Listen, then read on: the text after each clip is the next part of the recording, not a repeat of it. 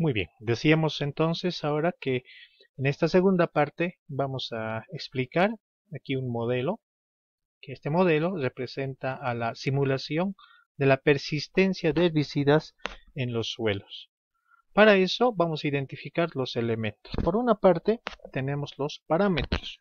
Los parámetros decíamos que son aquellos símbolos o aquellos elementos, aquellos partes, particularidades que no van a variar en el tiempo. En ese sentido, nosotros también tenemos aquí, vamos a tener aquí los parámetros. ¿Y cuáles son los parámetros? Por ejemplo, el fenómeno o el efecto edáfico, ¿no?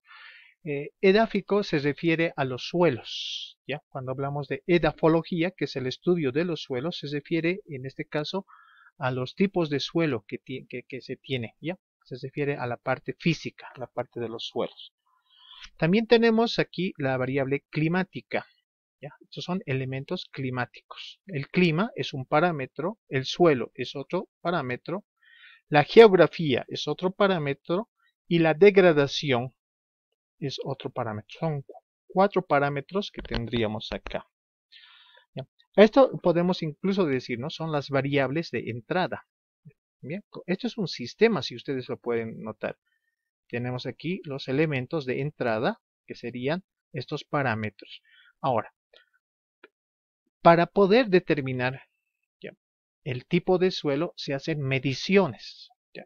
Y las mediciones del suelo van a cambiar, no van a ser constantes, ¿sí? Van a cambiar.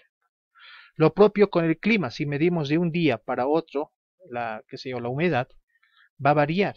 Si vemos la intensidad del sol, va a variar. Respecto a las características geográficas que tiene, ¿ya?, aquellos lugares que tienen, por ejemplo, mayor vegetación van a contener mayor humedad. En cambio, los lugares que tienen menor vegetación van a tener menor humedad, ¿no? Van a ser más secos. Y eso lo podemos comprobar fácilmente en nuestra ciudad de La Paz y el Alto, ¿no? Cuando se hacen comparaciones entre lugares que tienen plantas y lugares que no tienen plantas, ¿no?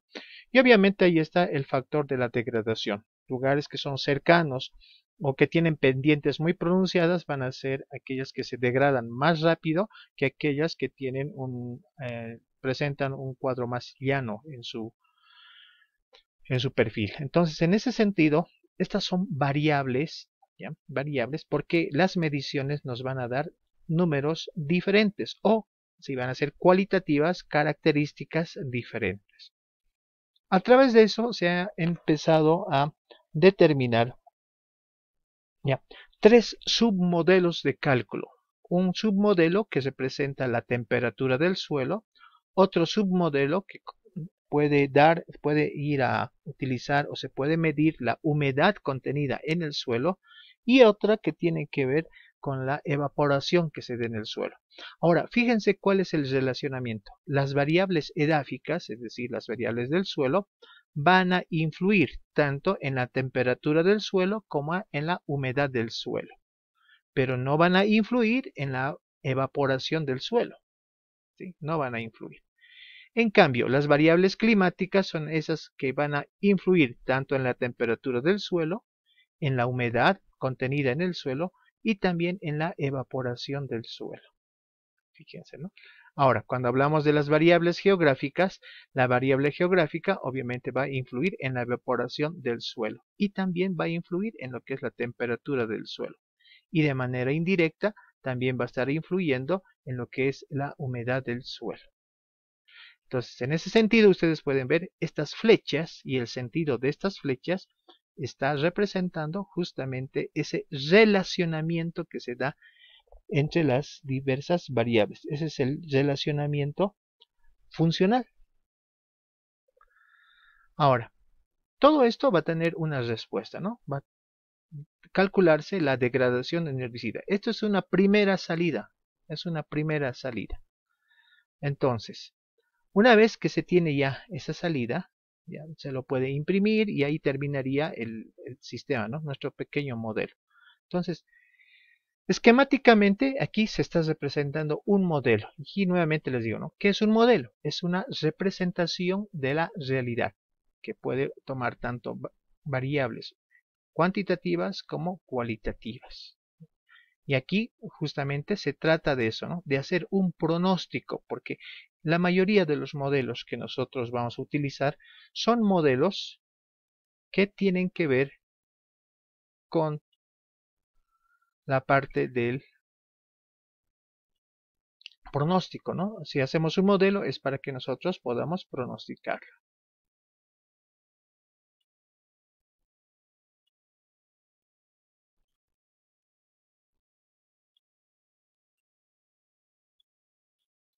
Bueno, continuando.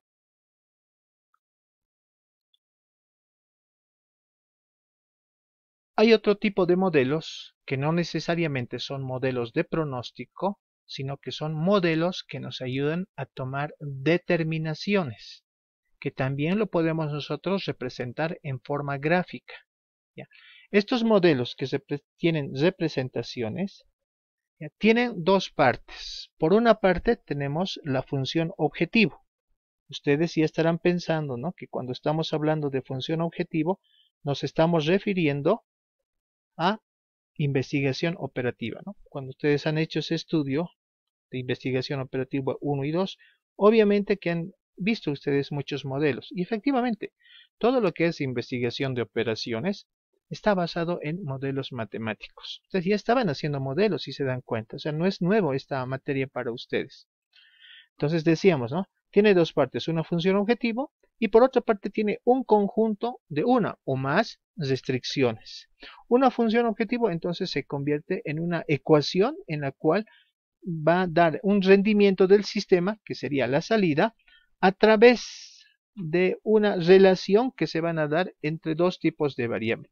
Las variables controladas, aquellas en las cuales se puede influir, y las variables no controladas, aquellas en las cuales no se pueden influir, son variables de tipo exógeno. En nuestra jerga economista hablamos, ¿no?, de variables endógenas o variables exógenas. Bueno, en ese sentido entonces podemos nosotros mencionar aquí un ejemplo de un modelo de decisión, por ejemplo, cuando estamos haciendo la asignación de una maximización de la utilidad, ¿no? Entonces aquí la función objetivo obviamente va a ir a maximizar. Ustedes seguramente cuando han visto esta parte de modelos de investigación operativa 1 y 2, y han visto esta parte de los modelos, ¿ya? La investigación operativa cuando estamos utilizamos ya sea para hacer una función de maximización en caso de utilidades o de productividad, o una función de minimización cuando se trata de costos, principalmente la parte de costos, ¿no?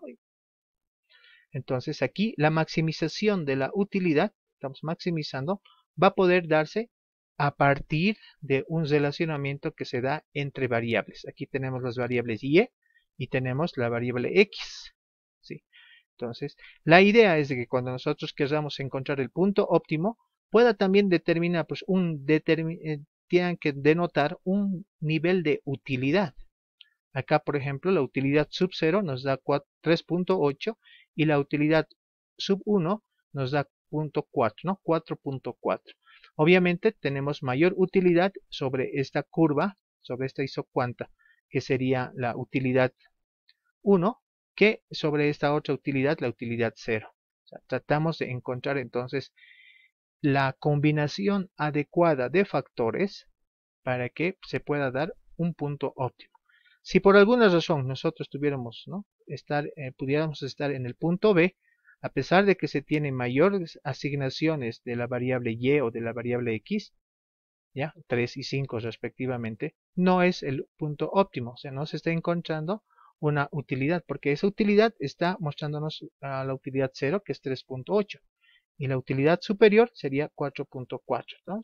Por eso que se trata, cuando estamos haciendo estos modelos de decisiones, tratar de encontrar ya sea la maximización de una función o por otra parte la minimización cuando se trata de la parte de los costos involucrados, ¿no? Y a eso también se lo llama un modelo.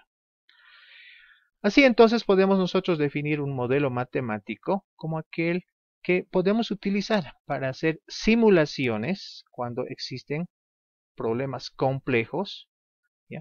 Y por ser problemas complejos, nos resulta más barato, más efectivo, realizar estos modelos, ¿no? Aunque sean modelos de tipo teórico. Y existen gran variedad de este tipo de modelos que se orientan a encontrar principalmente las soluciones óptimas. A eso le llamamos nosotros la programación matemática, porque matemáticamente queremos encontrar soluciones que sean las que van a rendir la optimización del uso, en el caso de nosotros, del uso de los factores, ¿sí? También los modelos matemáticos pueden ser estáticos o pueden ser dinámicos. Tienen esas dos clasificaciones. Se llaman sistemas estáticos, ya lo habíamos dicho en la primera parte, aquellas que no van a variar en el tiempo, ¿ya? Son ecuaciones algebraicas constantes. Por ejemplo, miren, un modelo matemático orientado a lo que es la química. Voy a poner. 2 de hidrógeno, 1 de oxígeno, ¿no? H2O, ¿no? 2 de hidrógeno, 1 de oxígeno. Aquí en la China, en Estados Unidos, en el Alto, en Tarija, etc., esos dos elementos no van a variar ni por lugar ni siquiera por el tiempo. Ya, va a ser una gota de agua, ¿no? Nos va a dar agua. Esa combinación de variables va a ser agua, ¿sí? Cuando nosotros agarramos la variable, el Producto Interno Bruto, y lo determinamos como la sumatoria de lo que es el consumo, la inversión, el gasto, la suma de la balanza comercial, estamos también en un modelo de tipo matemático, porque esa relación, ese relacionamiento no va a cambiar en función del tiempo. En cambio, también vamos a tener sistemas dinámicos, vamos a tener modelos dinámicos que van a responder, ¿ya?, al cambio de las variables o de los parámetros en función del tiempo, ¿ya? Entonces, a eso, cuando queremos resolver, principalmente se lo utilizan mediante ecuaciones de tipo diferencial. Esto ocurre bastante cuando nosotros generamos un modelo, por ejemplo, de crecimiento de la población. Si asignamos nosotros un modelo de crecimiento de la población y ese modelo de crecimiento de la población inclusive lo hacemos influenciar, ¿no?, por el nivel de productividad, obviamente va a tener que resolverse mediante diferenciales. Y eso implica que estamos frente a un sistema dinámico. Todo lo que tiene que ver con población es un sistema de tipo dinámico. Ahora, para poder tener una precisión de los modelos matemáticos, ¿ya?, hay que ver que está íntimamente ligado al costo de explotación. Y además tienen que tomarse en cuenta los siguientes factores. Por una parte, la exactitud de los datos iniciales, es decir, hay que tomar muy en cuenta la discontinuidad de los datos, de la magnitud y el error implicado en cada uno de ellos. Tenemos que tomar en cuenta el tipo de fenómeno que queremos estudiar. Esto va a ser dependiendo del fenómeno y de su importancia. En función de esto, nosotros le vamos a dar una categorización y una priorización. Otro factor va a ser la exactitud de las ecuaciones que van a regir el fenómeno. Estas ecuaciones, mediante las que se ha formulado el modelo, pueden determinar un límite a la exactitud con que se puede describir un determinado fenómeno. Esto puede ser ocasionado por las hipótesis introducidas para simplificarlo, o también pueden constituirse ellas mismas una simple aproximación al no considerar algunas variables que sean importantes. La forma de aproximar las ecuaciones o la forma de poder tener ahí presente la resolución de las ecuaciones dependiendo de los datos son también elementos que hay que tomar en cuenta porque puede afectar el resultado. Y la evolución del modelado durante el proceso del cálculo, cuando hacemos ese proceso, se puede cambiar de un espacio o podemos cambiar en el tiempo y esto puede determinar algunos errores en la medición. Estos son elementos entonces que tenemos que ir tomando en cuenta para poder tener un modelo matemático lo más aproximado, lo más acertado a la realidad la que quiere explicarse. Bueno, aquí terminaríamos entonces la segunda fase y continuaríamos